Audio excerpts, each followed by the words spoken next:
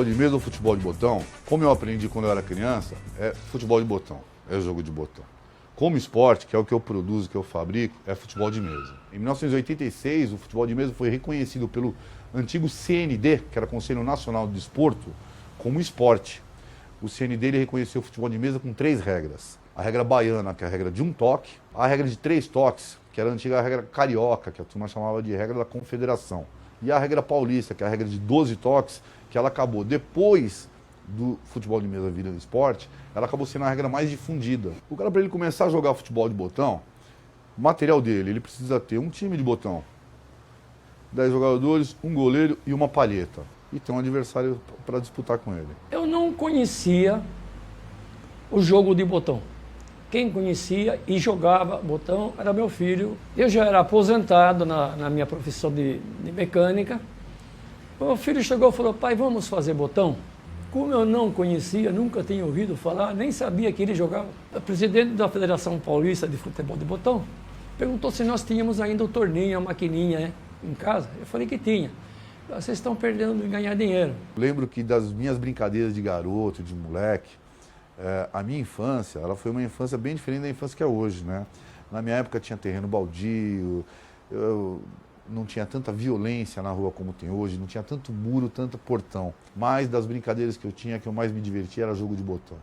Eu perdi as contas de quantos sábados e quantos dias na minha vida eu não passei ajoelhado na garagem de alguém jogando botão no chão, num estrelão. O jogo de botão, ele é para o botonista, o cara que joga, vamos imaginar, se fosse no futebol, é como se fosse a chuteira. Não obrigatoriamente o time que é bom para você, obrigatoriamente vai ser bom para mim.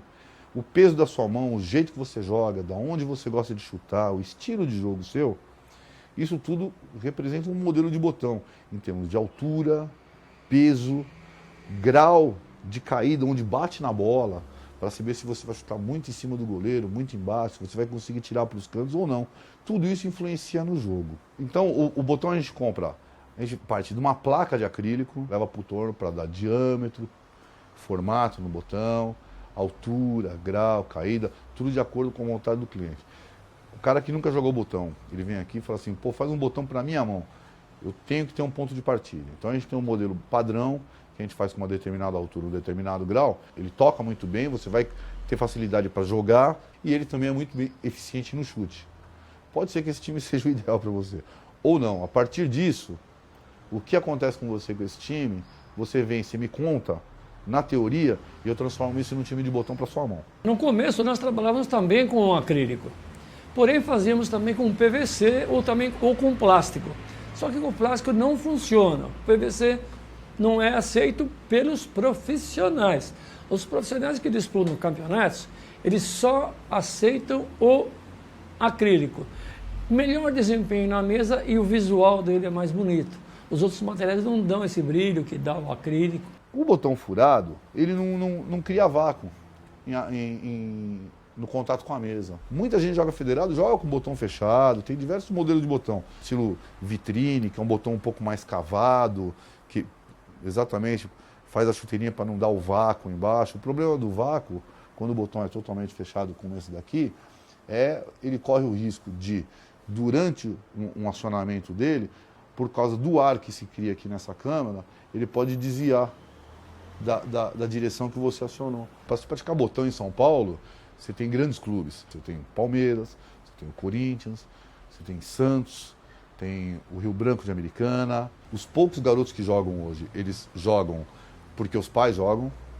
Os pais estão indo jogar para levar os filhos para ter uma companhia, porque não é todo pai que consegue acompanhar o filho com um joystick na mão, com um jogo de computador, com mouse ou algo parecido. O futuro do esporte corre muito risco, boa parte causada pelos próprios clubes que estão deixando de olhar para os seus torcedores. Desde que eu me conheço por gente, eu jogo botão. É uma terapia, você coloca numa mesa de botão o seu sonho, você junta o seu time do sonho. Você põe Pelé para jogar com Maradona, com Platini, com o Ronaldo Fenômeno e com o seu filho junto com a camisa número 9 ou você de goleiro com a camisa número 1.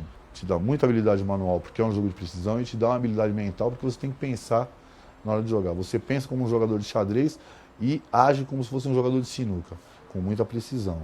Esse é o futebol de mesa. Se você não joga, você não sabe o que está perdendo.